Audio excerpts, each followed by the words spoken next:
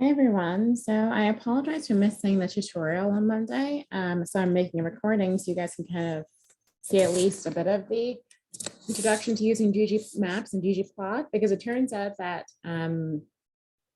you can use both to make maps.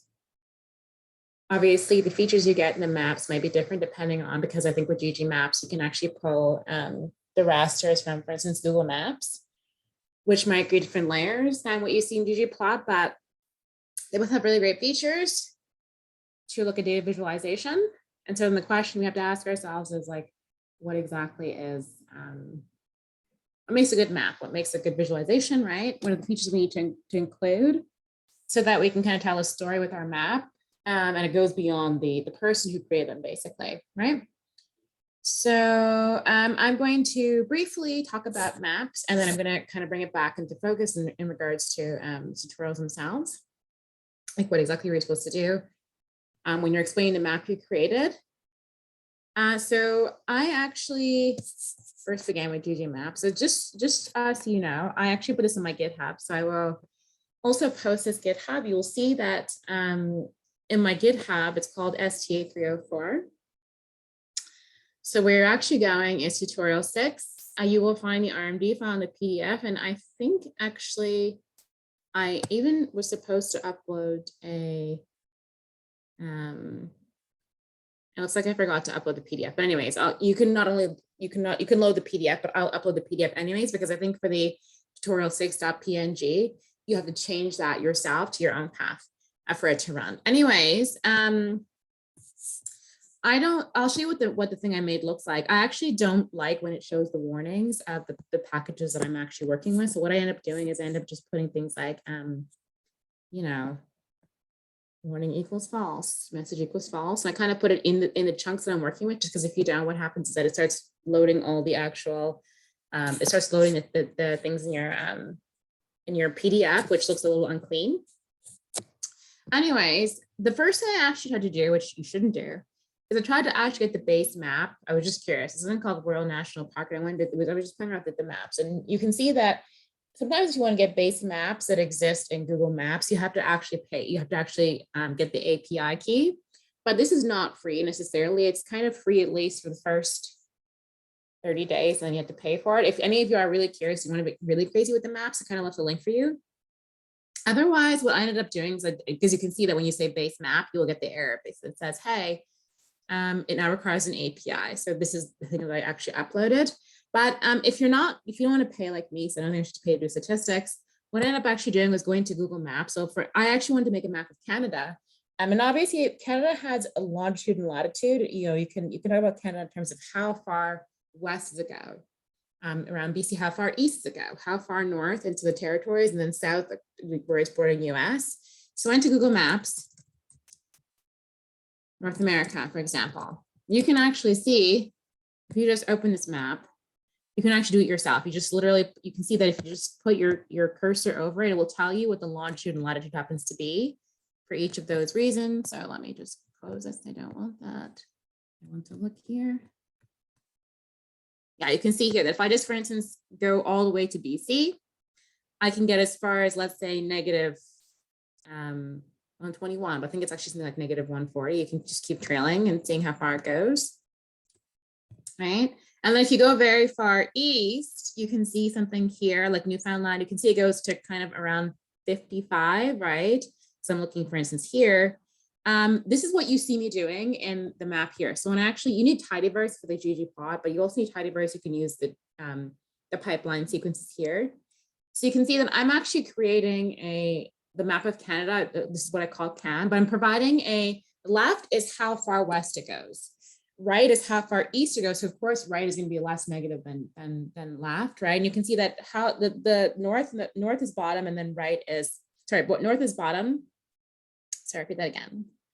Bottom is like bordering the US. And if you look on the map in Google, that's actually kind of very close to, it's like around Toronto, right? So you can see that if I put my map around Toronto, I will see that it's around 42. So if you go very far down, you're looking towards like Toronto. This is like the border between, like, let's say New York and Toronto region. And then you can see that the top should be going into the territory. So you can play around with it yourself, because I'm sure that I didn't get best map I can get, because you should be very careful. Because if you choose the wrong coordinates, you may cut off some parts of Canada, which is totally fine, because you can actually amend my code and just make a map of Toronto based on longitude and based on changing the left, bottom, right, and top if you want to.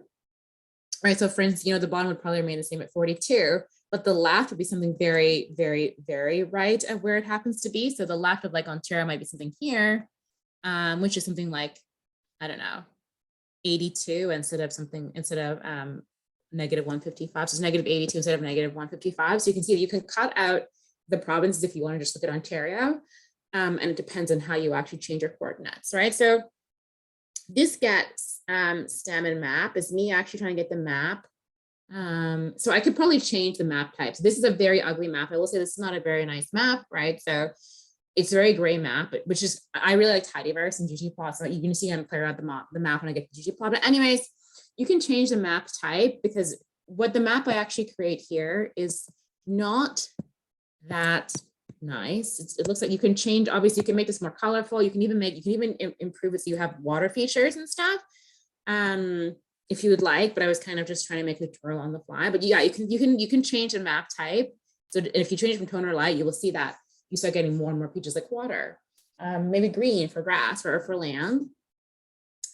This pipeline here, I need tidyverse to load it. So you're pulling, so you need two things. One, if you look and see, I actually have GGMAP, but if you don't have GGMAP, you just remove the hashtag here and you need tidyverse as well, because you're using the pipeline sequence. Let's see what happens when we run the map. You can see that you will get a map of Canada, which is not perfect. Let me be clear, right? So if I just show you the finished project, I probably could think a little bit about this, because here is, you can see that I have some US territories that I probably could cut out, right? If I'm a bit more explicit.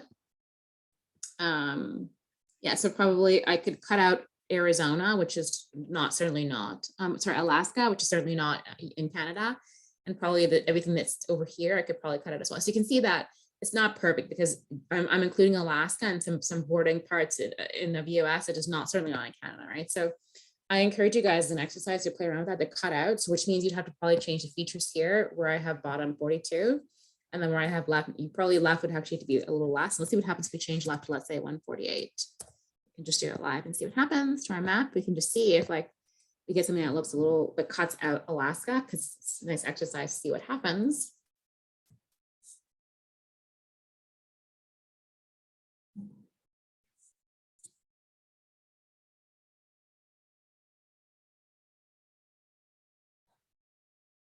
So let's see, is there any way to pull this out? Yes, here we go. What do we get? It's not, probably I have to do it. So this is, sorry, it's actually very, yeah, there you go. It's focusing even more.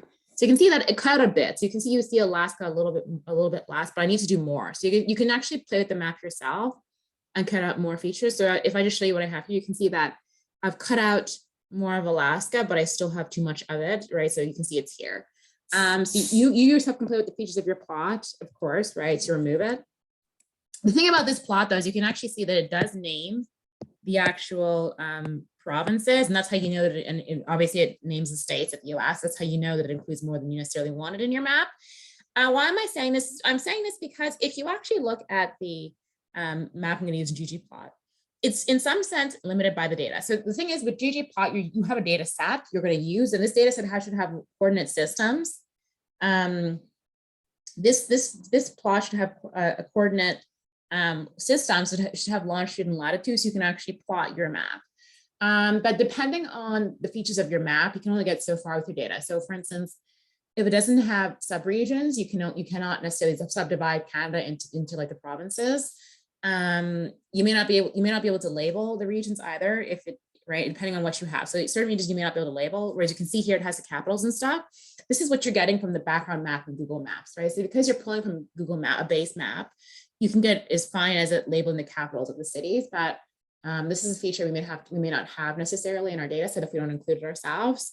Of course, in this tutorial, I didn't include the, what I could have done if I wanted to make the map sort of look similar to this in terms of having provinces, is I could have included like another column. I'm using a built-in data set in the I'm using a built-in world data set. This is in R, but if I wanted to be more explicit, I could have used tidyverse to create a column called capital, and then I could include the capital inside the actual map. But the thing is, the capital itself would also have to have longitude and latitude, so you'd know where to place it within each of the actual provinces. So you can see that you have to work your data if you want more features in your map, right? And so sometimes that's important, of course, especially if you want to get to provincial level. We are very curious about, for instance, with COVID-19, one thing you might want to know is how the geography, like how the different regions within Ontario may influence outbreak. So of course, in this way, you actually care a lot about regions within Ontario. So it's not enough to just case shade in Ontario relative to, let's say, Alberta. You need to go within Ontario, right? So really the visualization of your map depends on the story you want to tell. If all you care about is, at the census level, so you're looking at different provinces, maybe you just care about differences in between provinces. But if you're looking within province, you may want a little bit more in your map. This tutorial is obviously very brief because I don't talk about like what happens if you want to add this and that. Like if you guys are really curious, obviously, if you're really curious, I can make I'll probably toggle on my GitHub and put things like tmap, where you're working with different polygons, and then when you work with different polygons like points or different geometries and CRSs, you get different maps. So if you guys are curious about how to go beyond your map that you see with GGMAP and GGPLOT, you can certainly check my GitHub. I'll probably start putting things up if you're curious about how to go very fine in terms of your map. But yeah, so I realized that this is a very boring map. It's not colorful, and usually when you have a map that is very staid like that, it's hard to tell a story. And this is one of the things you see in the article you're being asked to assess. It's like they're talking about visualization, like what makes a good map. You should have certain things, like you should have a title, a legend, right? You should be able to color code things. You should be able to see if you're trying to make differences in terms of, like, I don't know, COVID cases. You have to have a legend that actually kind of separates regions and explains case counts, things like that. It has a gradient for case counts according to different regions, right? So a good map should be able to tell a story without you having to actually, look in the tables, see what the map is saying. So for instance, I wanted to have a map on census data pertaining to COVID case, they need to have a heat gradient. And actually, if you look at, there is actually a really good map. So for instance, I think it's COVID cases in Ontario. If you have a look and see, you'll notice that you do see a heat gradient at the census level, right? Where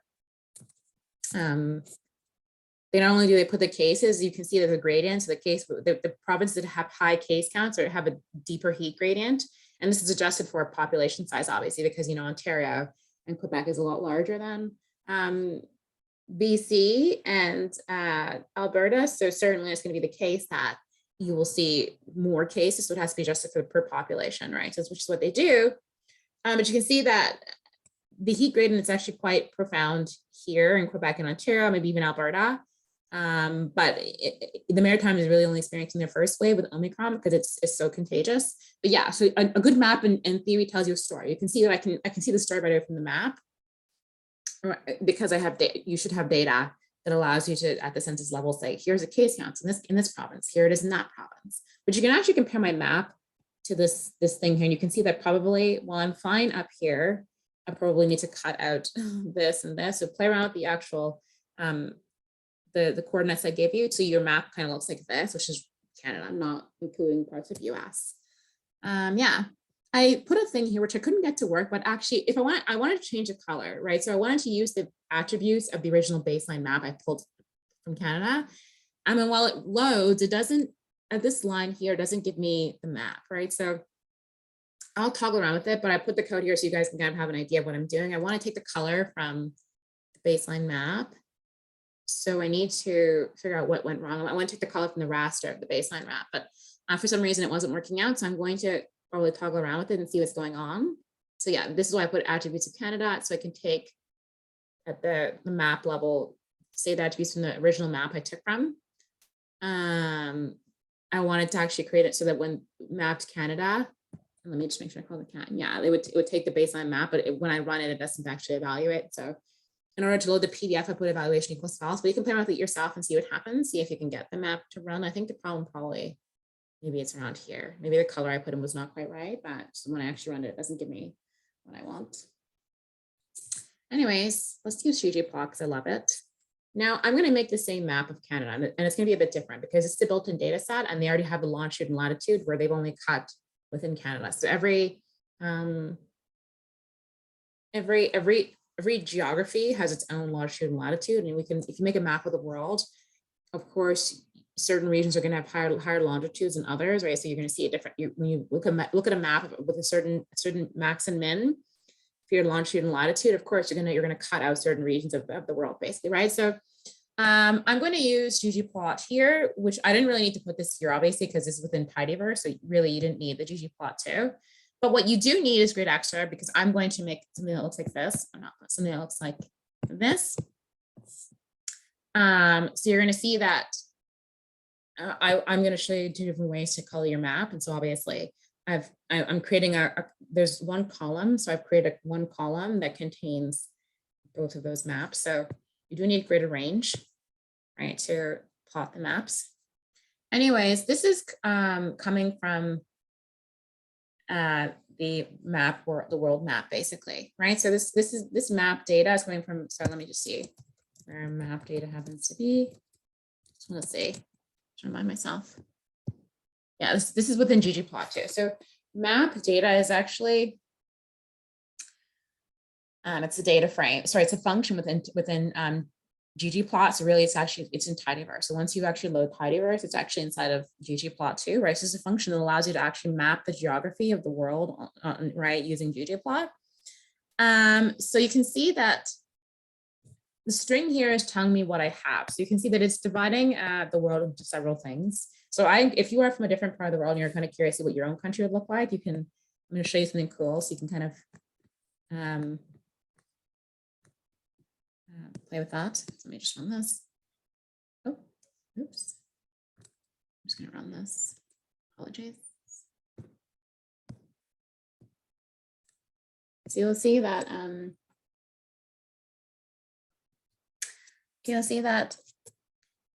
there is different regions. So if I look at, for instance, table of region, it will tell me, no, I should just do this. I should first attach my data so I don't have to use the $sign. So I'm going to attach the data, and I'm going to show you something that means to show you that you can play the data set yourself. You don't have to use, for instance, Canada. If you want to look at other things, you can certainly do that. So if I look at table of, let's say, region, you're going to see all these regions, which are countries, that have their own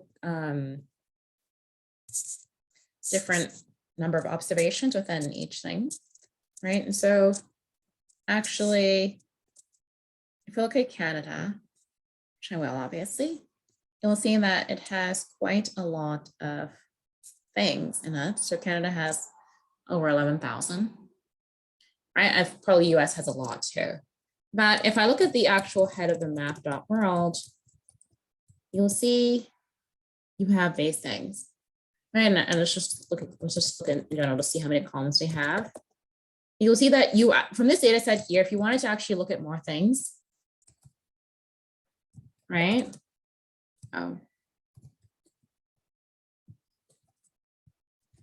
You can see that if you want to look at more things,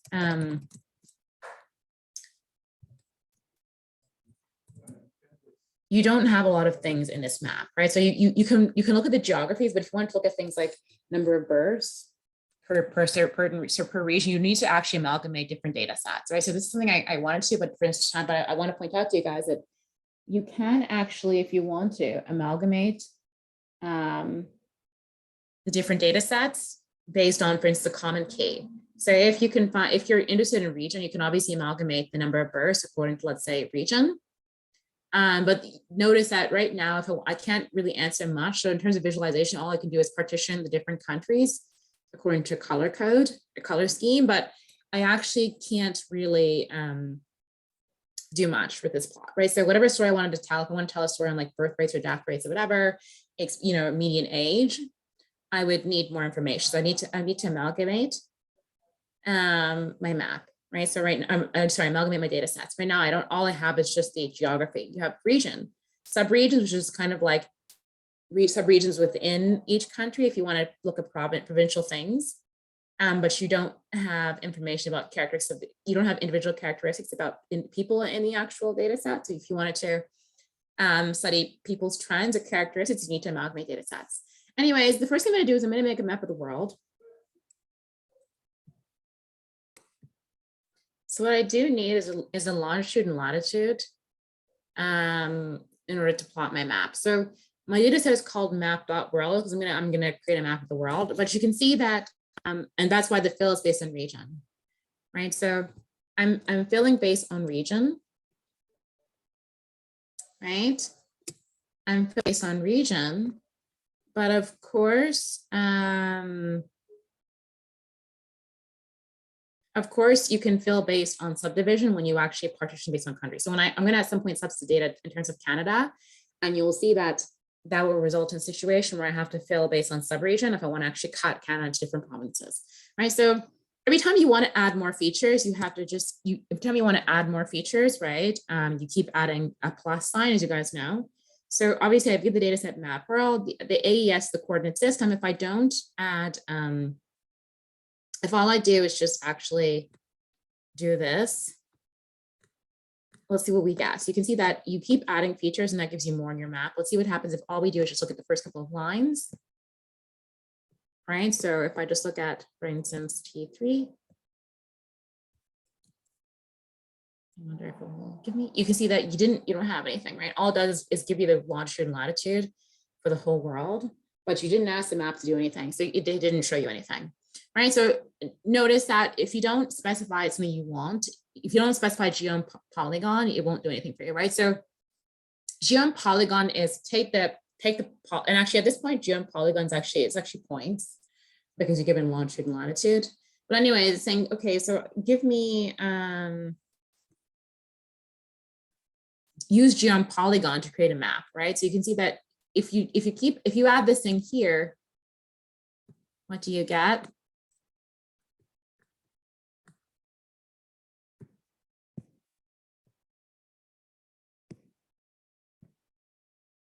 You get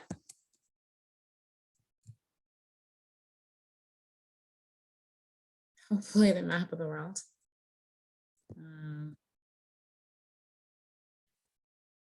I take a bit of time to load. Maybe. You see. So slow. I run it again. Oh, that's not what I want.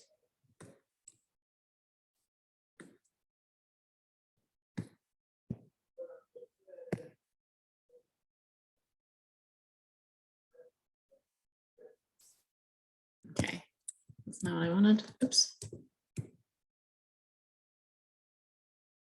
You get this, right? So you can see that it's filling based on region, right? So you can see that because Alaska, essentially now Alaska was sold to as part of US, so you can see that it's pink here and pink here, whereas Canada's this, right? So I think this is Greenland.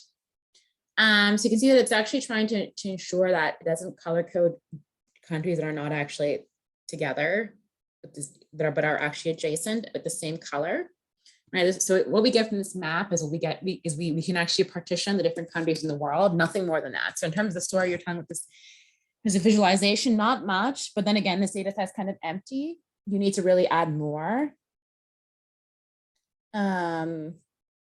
You need to add more by way of like amalgamating data sets that has certain demographic characteristics if you want to tell more of a story, right? So I made a title here, but you remember for most of the time when you submit these kind of things for publication, you probably wouldn't actually have a title. You would probably have to label your plot. So you can see that probably I could change the background theme. So I could actually, if I didn't want, for instance, the theme to be gray, I wanted it to be like blue or something, or even like white, I could just change the theme, right? You just keep adding plus signs, right? The other thing is that maybe I don't want longitude and latitude to be my actual X and Y coordinates. If I want to change it, you add X label, Y label. Now maybe I want to actually just have an outline, or instead of having actually fills based on countries, right? So if you want to have an outline instead of a fill, it's the same thing, except here I have color equals region. So color actually changes the it changes the outline instead of the actual fill. And just to kind of confirm that to you, I'll just take a small example. If you look at, for instance, if I make it a random variable that is normal, with let's say mean of like with the mean of 0 and a standard deviation of 1 and 1,000 observations. If I create, I'm just going to create x equals Tibble. Let's call something else. Let's say y is equal to Tibble of x. You see that if I look at the histogram of this thing, I can change things in a certain way. So if I do something like the following, y, yes, y equals x, and I just, oops, x equals x, I suppose, plus GGMAPs. If I look at this thing here, you'll see that if I do, let's say color equals, color equals, let's say red, what happens? You see that it doesn't actually fill the histogram with red if it borders it. As you can imagine, the map I'm going to create here, it's not going to actually fill inside the actual country. It's going to shade it outside, right? It's going to create divisions based on the shade, not the actual fill. So let's see what happens if, oh, by the way, this thing you see here, just saying you can play with the bin types, because obviously if you want to make your histogram look really nice, you might want to change the bin so that if you have sparse data anywhere, you can address it, right? Anyways, let's look at what we get when we use this. We will get probably a different plot. And the only thing I changed, by the way, is instead of saying fill equals region, I put color equals region, expecting that then it would shade the regions instead of actually coloring on the inside. Right, so if I pull this up, you get this, right? So actually, to be honest, I kind of think this might be more aesthetic a little bit. Just because sometimes when you want to look at different countries, it's a bit sorted too much. It's hard to partition different countries properly when you fill them in too much. We could have compared yourself. So here's the two different maps. Especially in certain regions that are kind of tight, like around here in West Africa, I can kind of see that. It's a bit easier for me to partition the different countries when I shade it than when I actually fill it in.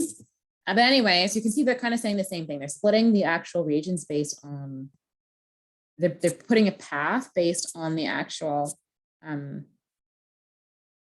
longitude and latitudes that are different for each country. Now let's suppose I want to use, I want to use ggplot. So I'm going to change, I want to use ggplot. Should be ggplot, not ggmap. I want to make a map of Canada, basically.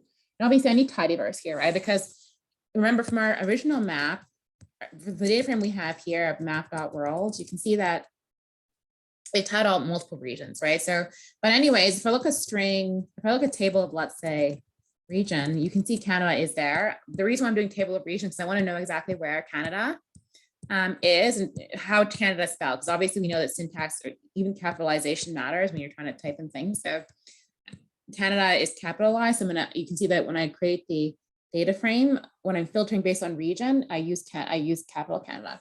Now notice filters across the row, whereas if you use select, it's going to remove certain columns. So if you want to filter based on row observations, which you do here, you have to use filter, not select.